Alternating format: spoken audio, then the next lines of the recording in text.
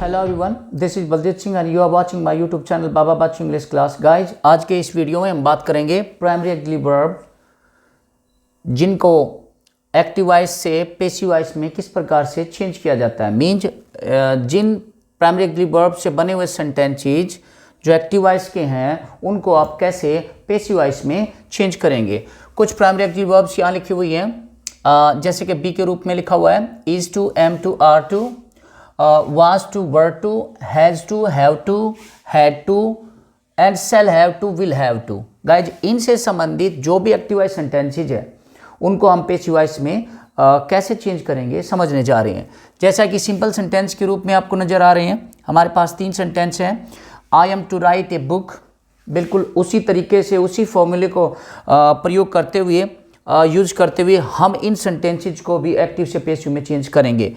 ज़रा ध्यान देंगे, I am to write a book, इस सेंटेंस में सब्जेक्ट पहले ढूंढ लें, आई है, ऑब्जेक्ट ए बुक लिखा हुआ है, ए बुक है, तो क्या करेंगे सबसे पहले ऑब्जेक्ट को सब्जेक्ट बनाएंगे और सब्जेक्ट को ऑब्जेक्ट बनाएंगे।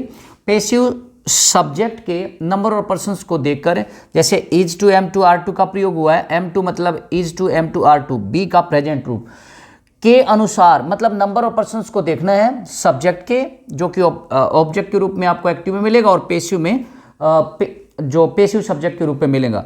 तो ए बुक, अब चूंकि आपको पता है is to, am to, are to ये एक ग्रुप में है, बी के रूप में प्रेजेंट फॉर्म में दिया हुआ है, तो ए बुक इसके साथ में हम इज टू का प्रयोग करेंगे। ए बुक, यहां पर हम लिखेंगे ए बुक, सेंटेंस को पंचुएट करेंगे, ए बुक इज टू, बस यहां तक ध्यान देंगे। अब आगे का प्रोसीजर पैसिव वॉइस का स्टार्ट हो जाता है। सबसे पहला काम हमने क्या किया, ऑब्जेक्ट से सब्जेक्ट बना, ए बुक लिखा, के अनुसार नंबर ऑफ पर्सन्स के अनुसार, सब्जेक्ट के नंबर ऑफ पर्सन्स के अनुसार हमने वर्ब जो पैसिव हेल्पिंग वर्ब बी है का is to, am to, are to के का प्रयोग किया, इज टू किया, ये सिंगुलर है, सिंगुलर का प्रयोग किया।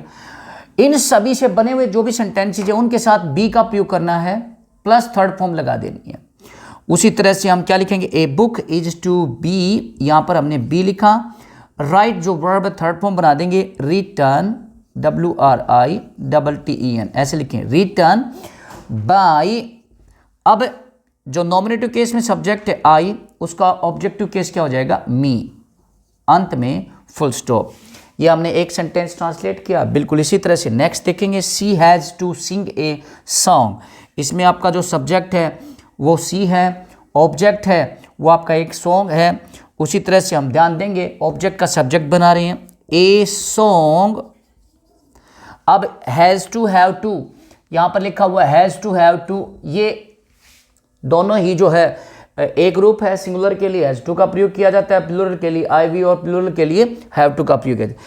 ए सॉन्ग सिंगुलर है तो हैज़ टू का प्रयोग करेंगे, हैज टू, अब बी का प्रयोग करेंगे, बी प्लस अब वर्ब जो है सिंग, इसका थर्ड फॉर्म लगा है, सिंग, सिंग, संग, संग होता है इसका third form, sung by, optional agent बना देंगे, बाय सी नॉमिनेटिव केस में, ऑब्जेक्टिव केस यूज करेंगे, हर, हमने लिखा हर, अंत में फुल स्टॉप। हमने ये भी सेंटेंस ट्रांसलेट किया। नेक्स्ट सेंटेंस है, they had to play football, यहाँ पर क्या है सब्जेक्ट दे है, ऑब्जेक्ट क्या है फुटबॉल है। उसी तरह से सेंटेंस को समझेंगे, लिखेंगे फुटबॉल हैड, फिर लिखेंगे टू, उसके बाद बी एंड वर्ब जो है उसका थर्ड फॉर्म प्लेड,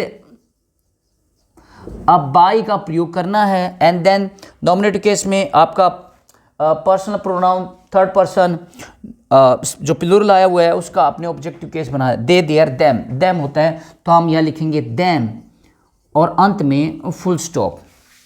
इस प्रकार से हमने प्राइमरी एक्टिव वर्ब्स जो is to, am to, are to, was to, were to, has to, have to, had to, shall have to, will have to, इनसे बने हुए जो भी एक्टिव वॉइस सेंटेंसेज उनके साथ बी का प्रयोग करते हुए उनको और थर्ड फॉर्म लगाते हुए उनको पैसिव वॉइस में चेंज कर लिया। ध्यान देंगे, फिर बात करता हूँ, वॉइस में न हम टेंस चेंज करते हैं, न हम सेंटेंस का टाइप चेंज करते हैं और न ही सेंस चेंज होता है। अगर यही 3 चीज़ हमारी चेंज नहीं होती हैं तो हमारे वर्ड्स चेंज होती हैं। और वर्ब का जो थर्ड फॉर्म होता है इसी को बोलते हैं क्वालिटी ऑफ ए वर्ब। अब डेफिनेशन की जहाँ बात आती है मैं आपको फिर बताना चाहूँगा what is voice. Actually voice is the quality of a verb which indicates whether the subject acts or is acted upon. The major distinction between active and passive applies on the transitive form of verb. Guys, we have to just check it the transitive form of verb in the sentence. Guys, वो verb जिसको अपना अर्थ प्रकट करने के लिए object की आवश्यकता होती है उसे आप ट्रांसिटिव अर्थात सहकर्मक क्रिया बोलती हैं, और जिस वर्ब को सेंटेंस में प्रयुक्त होने के पश्चात किसी ऑब्जेक्ट की जरूरत नहीं होती अपना अर्थ प्रकट करने के लिए उसे हम इंट्रांसिटिव बोलते हैं। वर्ब हमारी दो ही तरह की होती हैं। There are two kinds of verb, first होता है ट्रांजिटिव एंड सेकंड होता है इंट्रांजिटिव।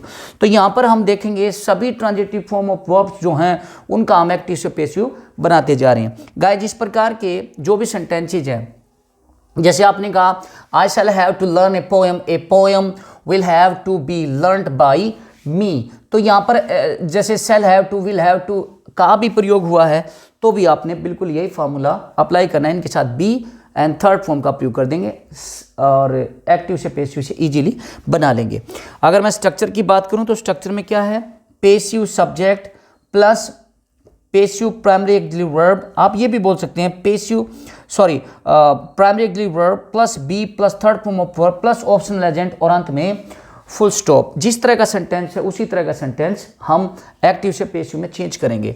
गाइज, अगर ये सेंटेंस नेगेटिव है तो कैसे होगा, I am not to write a book, I am not to write a book, तो क्या हो जाएगा, a book is not to be written by me. Next sentence, she has not to sing a song, तो क्या हो जाएगा, a song has not to be sung by her. Next sentence है they had not to play football, ये simple sentence है, football had not to be played by, से हमने देखा नेगेटिव सेंटेंस भी बन जाएंगे।